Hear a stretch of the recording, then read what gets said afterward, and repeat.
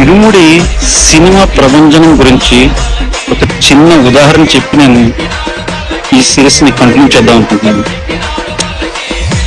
ఎక్కడైనా కాలువ పొంగనుకోండి అడ్డుపట్టచ్చు, చెరువు పొంగినా కూడా అడ్డుపట్టి ఆపచ్చు, చివరికి నదుల్లో వరదలు వచ్చినప్పుడు కూడా ఆపచ్చు. కానీ సముద్రం సునామీలా ముందుకొచ్చినప్పుడు కొలిసునుడు తెక్కొట్టుకుని ఎడ్డుపట్టి ఆపేయగలను, ఇప్పటిదాకా పిల్లకాలను ఆపాను, నదులను ఆపాను, చెరువులను ఆపాను అని చెప్పేసి సముద్రం సునామీని కూడా ఆపడానికి ట్రై చేస్తే పక్కకెళ్ళిపోయి పడిపోతాడు, ఎక్కడికో కొట్టుకెళ్ళిపోతాడు. అలాగే మన ఇరుముడి సినిమా ప్రపంచాన్ని ఆపడం ఎవరి వల్ల కాదని చాలా మంది ప్రేక్షకులు చూపిస్తున్నారు. పల్లెటూరులో మీరు చూసే ఉంటారు రీల్స్ లో, ఒక థియేటర్ దగ్గర ఇరుముడి సినిమా వెయ్యట్లేదని ప్రేక్షకులు ధర్నా చేసి మరి నైట్ షోకి ఆ సినిమా పడేలా చేశారు.